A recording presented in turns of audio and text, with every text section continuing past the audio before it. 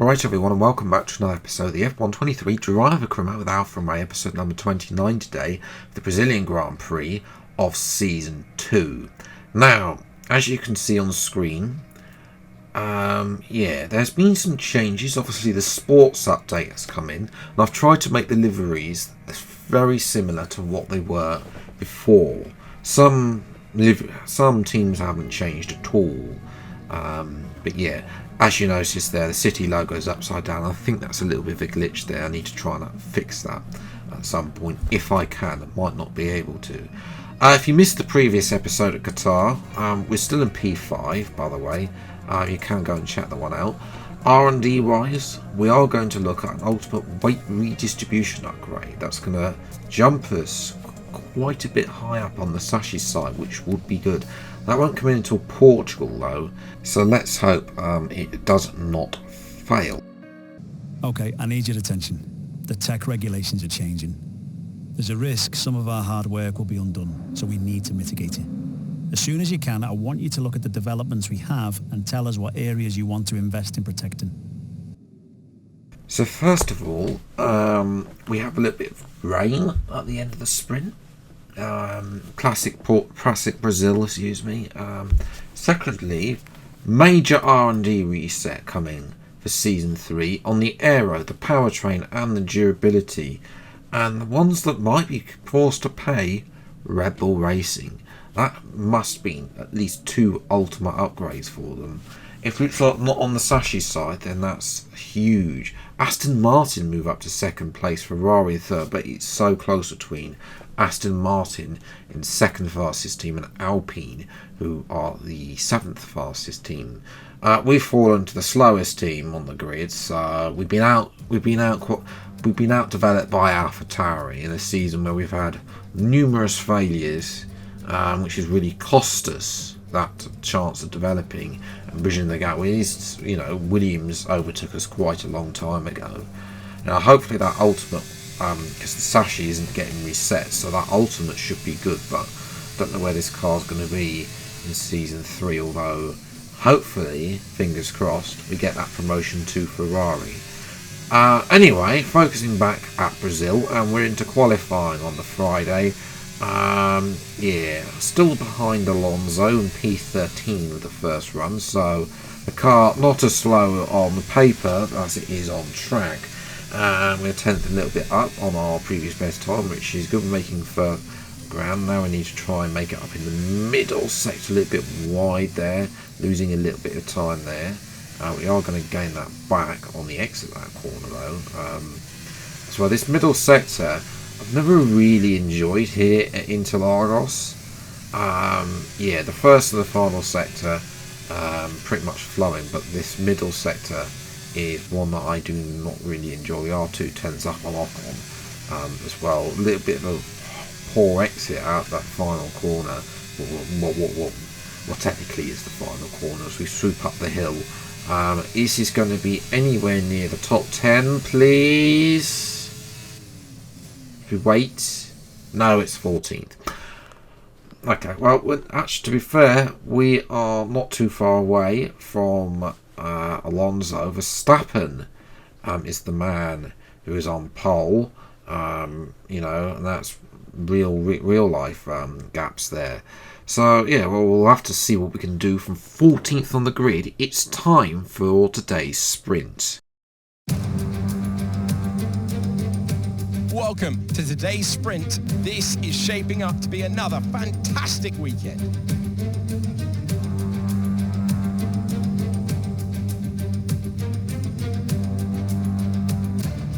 Off the back of a fantastic qualifying session, it's time to see how our starting grid looks for today's sprint. World champion Max Verstappen starts from pole position, just ahead of George Russell, who starts this event from P2. Looking down the rest of the grid, we have Perez, Leclerc, Oscar Piastri, Tsunoda, Sainz, Gasly, Bottas, Norris, Zhou, Fernando Alonso, Hulkenberg, Phoenix, Ocon, Albon, Magnussen, De Vries, Stroll and Logan Sargent. And with preparations almost complete, let's head trackside for today's sprint. After the points finished last race, let's aim to keep that momentum going. Race strategy. Now, I think we did, I can't remember tyre wear, but I think we're going to risk it on the soft tyres. If there's rain coming, then, you know, we're going to be we can then just switch to inters. So that was my thinking. We'll move to softs. You know, otherwise we might have thought about the mediums. But, yeah. So, 5 lights then, a lot of people on softs as well, to the Brazilian Grand Prix sprint, and away we go. Well, it's actually a good start, better than Hulkenberg and Alonso. Oh, there's been a kerfuffle up ahead. We've made a great start. Going to dart down the inside of the Mercedes there. I think that was George Russell down the inside. Gasly turn 2 as well for the next part of the Centre S. We're up to P6. We're at 8 places off the start. Now we've got Lando Norris down behind us. Yeah, although was there a bit of contact there between myself and Lando Norris, so we squeezed him for room, and then he just touched the rear end of us and lost his front end plate. So in my mind, that is his fault. And you know, Mark, excuse me, gives us a stupid strategy change of a no stop or a no stop as well. So Norris will have to come in, and that's his race weekend ruined. George Russell is up in the lead of this sprint, but the 2 Red Bulls are closing in as well, and starting with Max Verstappen right round the outside, turns to the inside, and you know, that's like Red Bull in real time. Russell will try and force it to keep it through, but in the end has to yield the lead there. So watching Zhou Guanyu, the one of the Haas cars, not doing very well in this season, to be honest. Haas, because we're in the last season, and that's not going to help either with a Spinala, and that's going to bring out a safety car. Now the safety car decides here to park it on the racing line. I go offline, but everyone else, yeah, we've obviously seen incidents where the AI have slammed into the back of the safety car. Fortunately for Sainz, he climbs down, and that is Hulkenberg stationary in the other Centre S. So Haas is not going well for Haas. One of their cars is last, and the others out of the sprint. So the safety car comes in at the end of lap number 8. Can we get some positions? Tsunoda will be vulnerable. Aston Martin, although they have brought upgrades, he will be vulnerable, and it'll be key to get in front, because once they've gone, that'll be it. Can we have a look down the inside? Tsunoda tries to defend, but it doesn't come across enough. We actually have a look at Leclerc. I'm going to let Leclerc go. Excuse me. As well, and Sainz is going to follow Tsunoda through. And I think we're just going to let Sainz through as well for the help them out in the Constructors' Championship. Yeah, you know, pay attention to Ferrari. And that is Zhou Guanyu going slowly. So both Haas cars are out of the Brazilian Grand Prix sprint. What a shocker for Haas there as well. Don't remember, we've got the same Ferrari power unit in the back of us for now, as well as Gasly's having to come back at us. He's got overtaken. He overtook Tsunoda when we forced him out wide. Gasly trying to come back, but not doing anything there. We've got a bit of ERS to use, but again, this car is not the fastest in a straight line, being the slowest on the grid. Gasly can go on the inside. There's a bit of contact there, and we go a bit off circuit there. Yeah, FIA says that's clean racing, so we're just going to carry on. Gasly again having another dive down the inside at turn 1. I think that's going to give us DRS there.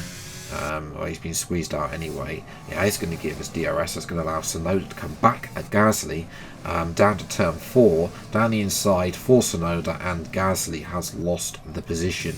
He's down to P8, Tsunoda down to P7. I think we're going to hold on for P6. You can see the Ferrari has way more pace than this Alfa Romeo. But, you know, P6, I'll definitely take that. I was holding on for like a P10, P9 from 14th. But to get P6 and 3 points in a sprint from 14th on the grid, I will take that any day of the week. As well, I'll drive the day as well. Yeah, Verstappen though, Red Bull, Perez actually got in front of Russell as well. So the Red Bull looks really good, and they're not too far behind in the Drivers' and Constructors' Championship. So yeah, they all need to watch out. The others, Mercedes, Ferrari, but both need to watch out here for the Flying Bull. So yeah, we'll see what we do. From the 6th on the grid, it's time for the race. Formula One returns to Interlagos once again with the stage set for what promises to be another classic Sao Paulo Grand Prix. Sebastian Vettel famously clinched his 3rd championship here in 2012, and in 2016 Max Verstappen treated us all to one of the finest wet weather drives of all time. We're racing then at Interlagos, a historic 2.7 mile circuit and one of the few anti-clockwise tracks on the calendar. 15 corners in total, 9 to the left and 6 to the right, with a technical middle section opening up to a flat-out Sector 3 that gives us our best passing opportunity down into Turn 1. Off the back of a fantastic qualifying session, it's time to see how our starting grid looks like for today's race. Max Verstappen put in a fantastic lap yesterday and he'll start from pole position, edging out Sergio Perez, who lines up P2. Moving on to the rest of the grid, we have Russell, Leclerc, Sainz, Phoenix, Tsunoda, Gasly, Oscar Piastri, Bottas, Ocon, Fernando Alonso, Albon, De Vries, Sargent, Magnussen, Norris, Stroll, Joe, and Nico Hülkenberg rounds off the grid. Which of these talented drivers will come out on top today?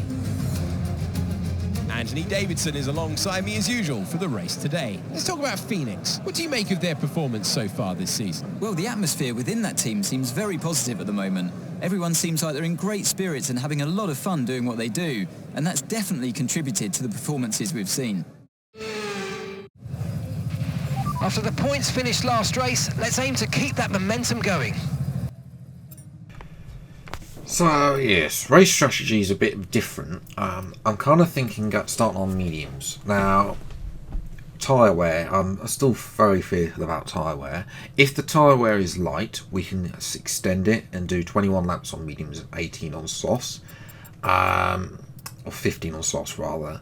If it's not light, then we've got the hard tyre there. So starting on the mediums gives us options, and also if there's an earlier safety car, the hard's there as well. So 5 lights then for the Brazilian Grand Prix, and away we go. And it's a horrible start from Leclerc and Russell. A terrible start. We're up to 3rd. The two Red Bulls have, well, I mean, they got so much pace now. It's like their pace in real life, but Perez is up there as well. Leclerc got swamped. A terrible start with him. Sainz trying to go on the outside. He had to go at Russell. Sainz and Russell start on the soft tyres, interestingly. Whereas Leclerc on mediums like me, we've got Russell. We're trying to squeeze out Russell. We'll try and help out Leclerc again. Obviously this is what Ferrari want of us. If we tick those boxes for them, and we're not really fighting Leclerc in the championship, in our drivers' championship, really. As we forced out Russell, and Leclerc's just going to go straight through. I hope if we are in a title fight next season, if we get promoted to Ferrari, that he repays the favour there. Meanwhile, far, far, far away are the two Red Bulls who are 1-2 in this race, but Perez is coming for Verstappen. He hasn't yet been able to find a way past the Mexican driver. He's having a much better season in here than he is in real life, as well as we're watching. Lando Norris is stuck behind Nick De Vries and the Aston Martin that hasn't scored since that crazy chaotic race in Jeddah, all those back in season 1. Now, interestingly, with our tyres, first of all, with the we've been stuck in the DRS of Leclerc, so the pace has been strong. As well, but with going long, Leclerc has actually come out behind Russell. Russell has been jumped by Sainz, so I'm expecting we're going to get jumped by them, but we will have the soft tyres. Unfortunately, I've had to move after the rears. something's going wrong with the rears. I'll come back to that in a minute. First, we've got Max Verstappen. We're going to try and slow him up. Sainz isn't too far away. He's 9 seconds behind. You know, we are coming at the end of this lap though, lap 21. Do 4 Sainz out there. As well, Perez is not too far behind. A little bit naughty with a bit of change of direction there, but Verstappen tried to go around the outside. We're having absolutely none of that whatsoever. Yes, it seems here in Interlagos, the rears are the ones that wear more. I don't know if somebody knows about why that is. Because usually for me, the fronts wear more than the rears. Which is why I don't run 50% brake bias, but I have put it onto 50% brake bias, and it doesn't seem to have saved the tide of wear on the rears. So we'll see what we're doing on the soft tyres. 2.3 second stop. A lot of people around us on hards. We've come out in P8, which is slightly a bit disappointing as well, as Perez is right behind Verstappen. Verstappen did have a 3-second lead. He'd be really annoyed by that. Sainz still some way behind in third, and then behind them Leclerc is caught up to Russell. We have caught up to Valtteri Bottas, and we're just going to blast past with the aid of DRS around the outside at turn 4. Was there contact there? Again, it's a replay on board with Bottas. It was a bit. That was a bit tight. We're going to get a slow-mo version from the front wing.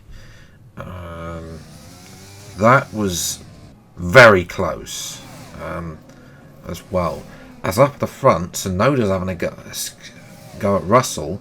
Round the outside turn 4, I'm hoping that they can both fight a bit and slow them up, because we're only 1.5 behind. So yeah, Tsunoda does go in front of Russell. Russell pitted before Tsunoda, I think, and is also on those mediums. We've just gone into the back of Russell. If we're caught off on lap 32, tyres go out and off again. Not still that deficit on the rears.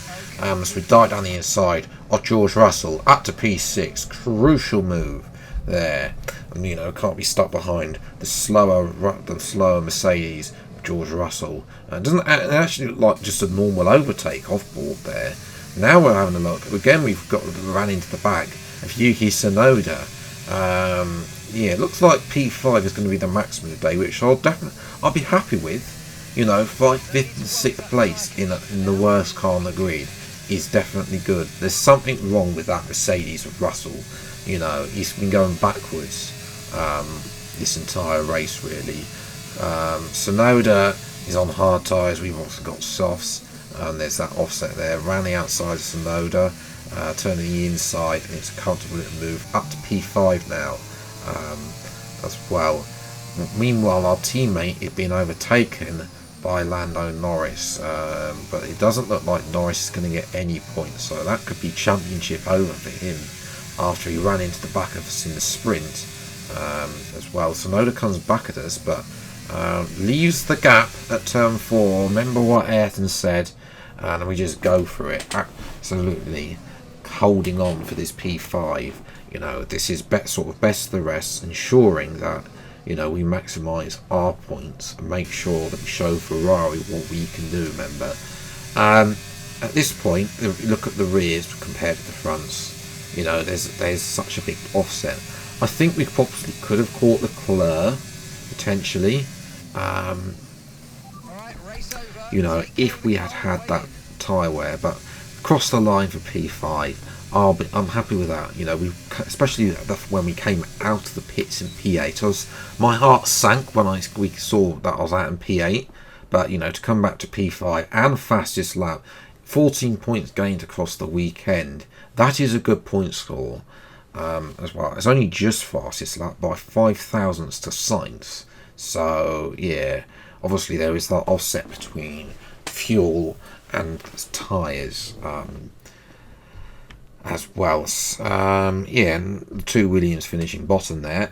So in the championship, well, Leclerc has a 5-point lead over Verstappen. Sainz didn't give the position up. Sainz is 3 points behind us now. Russell is growing the gap to 7 points. So yeah, Piastri didn't have a great race. He's still quite some way behind. So I think it's between us three for 5th place. Yeah, if we can keep 5th place, I'll be happy with that. For Leclerc, he must be worried about the championship now. Red Bull looked so dominant today. I don't think they're going to be catching them with upgrades. You know, they've got to consider next season as well. They're 23 points back in the Constructors, so I think Red Bull have pretty much got the Constructors pretty much tied down. We can technically catch McLaren, but we need them to have a few more bad races there. You never know. Who's going to gamble with an upgrade today or save it for Season 3? Yeah, let me know what you think in the comments below. The next episode of Portugal will be out next week, and I'm hoping also to get Las Vegas out next week as well, because neither of those sprint races, we've had our allotted sprint races for this season. Yeah, Portugal will be interesting. I've not done a Carimo race there on this year's game. I've done one race a long time ago there, so it's going to be interesting to see how the AI behave. And what kind of strategy. Previous years I have done well there, so I'm hoping for another good result there. But yeah, that's where I'm going to leave it today's episode. If you have enjoyed, leave a like, subscribe if you're new to the channel, see plenty more F1 23 driving videos as and when they come out. Until next video then, I'll see you next time. Take care, enjoy your day, and goodbye.